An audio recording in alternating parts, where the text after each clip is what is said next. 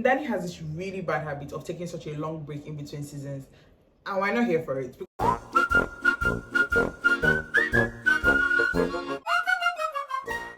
Just a little disclaimer. Because I'm not in support of a season 7 does not mean that I'm not going to sit down here every Friday and give you guys my unsolicited opinion about these new episodes. Because if you know me, if you know anything about me, you know that I am an sgit stan. Check my Instagram, guys. Like, I was there every Friday giving the reviews, and we're back, so why not? Hey guys, welcome back to my YouTube channel. First of all, Happy New Year, because I haven't been here in a while. But it's not too late to say Happy New Year. So Happy New Year, guys. I hope that this year has started off much better for you. For me, it's definitely looking brighter, so I hope it continues. Fingers crossed. Hi, if it's your first time watching my video, my name is Arise. I create Nollywood content, lifestyle content, and a bunch of different stuff. So if that's your kind of thing, don't forget to hit the subscribe button and give this video a thumbs up. Now, to why we're really here. Ndani gave us season 7 after 4 years. And while we are upset, we are clearly liars in this country, or generally, because do you know how many thousands of views they already have? As when I last checked, it was like almost 30k views on the video, and they released it at 12 noon today. It's not yet 6 o'clock. So what's happening? All of us are shouting, oh my gosh, no, I don't want to, I'm not gonna watch it. Just put your hand on your chest and be like, I'm a liar. I don't stick by my words, because even me too, I'm a liar. I don't stick by my words. To fully prepare myself for this new season, I watched season 6 again, because it's been a while. Okay, it's been 4 years.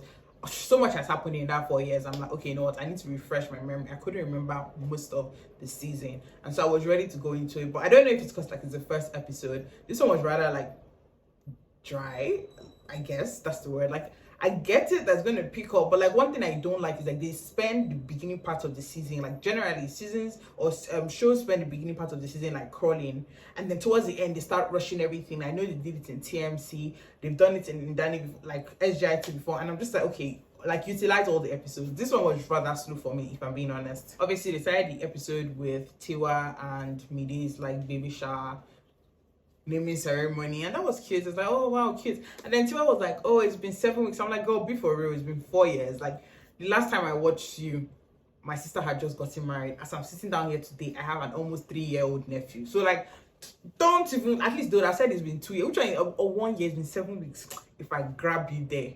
Anyway, they started off with the naming ceremony, which was cute. Of course, at the end of the whole day, like, Woli showed up, and I personally feel like the whole Woli thing is a bit, not even a bit, it's really overflogged.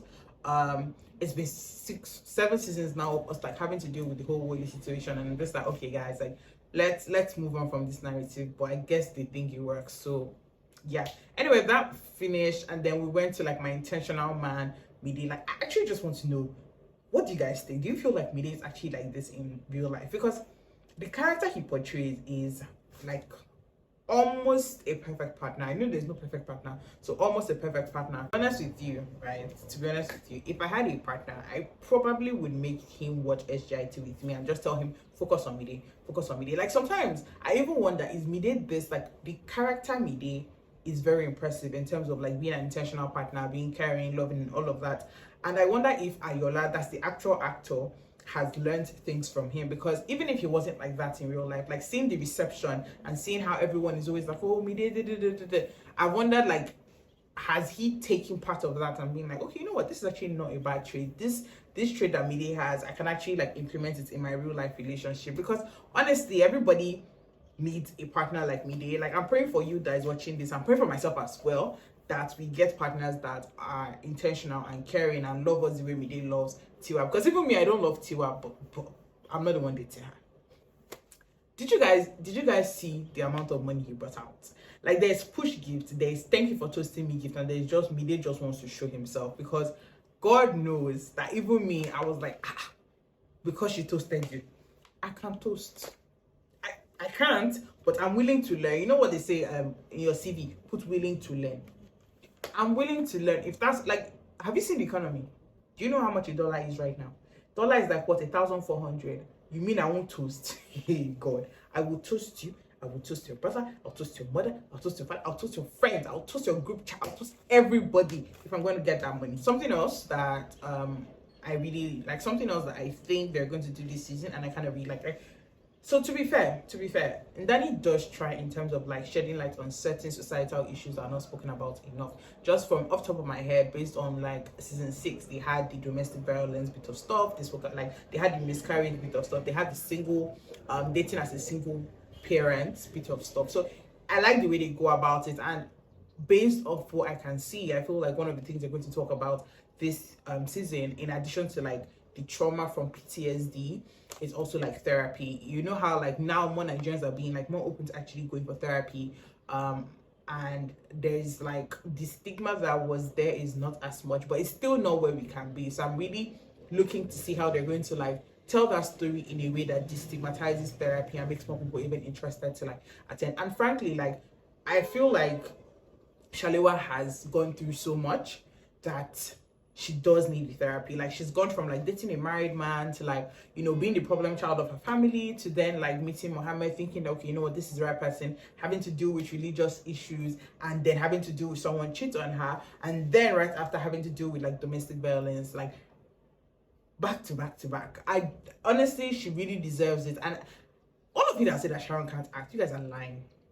I have a soft spot for Sharon, but you guys are lying. And if you say that you cannot see the growth between the first season, second season, even between like the last 2 seasons, you guys are lying. Beyond the fact that she's a fine girl and she has lovely beats and she looks good every time, she has put in the effort into her craft. She may not be 100%, but you guys need to applaud Sharon for the effort that she has put in. Because if you say otherwise, you're a dirty, stinking liar. Another person that I'm not too sure why they're still in the show or like what their relevance is Auntie Dupe, that Mommy Tiwa's sister. First of all, they say she's so rich, but she's staying with their Mommy Tiwa. And she's been staying, like, I thought she came to visit, but it's like she's moved in there. But she's the rich one. So I'm now wondering, like, don't you have a house? Like, this rich woman that don't have a house, is living with her sister and her sister's children. I don't understand. And then I also thought that, honestly, I guess it's because, like, I'm not really a nice person. I would have sent AY back to the wherever I adopted him from, because AY is quite chaotic and I didn't expect him to last that long. So I think big ups to her for like being patient and loving and kind towards him. But yeah, I definitely don't understand the storyline of, oh, Auntie Dupe is so rich, but then Auntie Dupe, we don't know what she does, and then she's always in their house. This is not even like a visiting thing. She's living there now, guys. Like, she and her son have moved in fully. So anyway, yeah, they say I'm a hater naturally. Tiwa, this episode, honestly, the only thing I have to say about Tiwa that is really doing my head in is that why is it that when she and Mide are kissing, it's always so loud? Why? I don't, because I noticed this in season 6. When I watched it yesterday, I was like, this is a lot of, like, people will say that I'm a hater. People will say that it's because I don't have a partner. But I don't think that's the truth. I don't think so. I just think that they kiss very loudly. If you don't agree, first, but if you think they do, like, please comment in the comment section and actually like back me up here. Yeah, other than that, yeah, Tiwa is Tiwa, I guess. Like, she's not really my favorite character, but you know, I guess that the show has been centered around her, so all the best to Tiwa in this season. Now let's move to somebody that is doing my head in seriously, and that's Mohammed. Now, I have always been a team Musha. That is Mohammed and Sharon's ship name. I'm a fan. I was a fan last season. Even though he cheated on her, a part of me, very toxic part of me, wanted her to forgive him, you know. A very toxic part of me also felt like, you know what, give him another chance. I know I'm toxic, you don't need to say it. I'm working on it. But he's beginning to really piss me off. First of all, I don't believe that you were invited to this ceremony. Why are you here? That's the first thing. Secondly, somebody is not picking your call, somebody is not replying your text messages. What was that last scene? Like, after everything that he had seen that episode, that last scene, is he crazy? Does he have love at home? Tito, first of all, is not a good friend, but I've always said it, that Tito is not, I don't know, that's her friendship, her advices are always terrible. Like, yeah, I cancelled for me. But what was Mohammed thinking by doing that? Is he crazy? You've gone to a restaurant to wait for somebody. The person didn't show up. They closed the restaurant on your head, and then you felt like the next best thing to do, barely like I don't know, 4 or 5 weeks after was that. Is it that love makes people stupid? I know that people say they do stupid things in love, but bruh, this is a lot. Anyway, I need Mohammed to be FFR because it's not making sense to me, and I'm trying to stand by you, but like when you do stupid things like that, I can't even stand by you because I'm pissed off, you know. Yeah, like in summary, this episode was rather I really would prefer if they like remove the focus from Tiwa and Midi and actually focus on Shalewa and her life. I hope that that's what they will do last season, especially because like the term skinny girl in transit, the name skinny girl in transit can be interpreted in many ways, right? I know that at first it was like, you know, Tiwa trying to lose weight, being a bigger girl and all of that, but I also think that in some way Shalewa, who is a skinny girl, has also been in transit, like in different phases of her life. She's like she said in the episode, like she's gone from being that sports girl who was very impressed by like material things, who really liked the attention, to being the person that she is now. And I feel like even if they decided to focus on Shalewa, a lot of people would appreciate it, because honestly, there's not so much that we can see from like Tiwa and Midi have gotten married. The worst that will happen is trials and tribulations. We don't need to follow them through. They've had a lot of trials and tribulations already. We don't need to follow them through extra. Okay, like let us see Shalewa. I even felt like personally they could have done a spin-off show.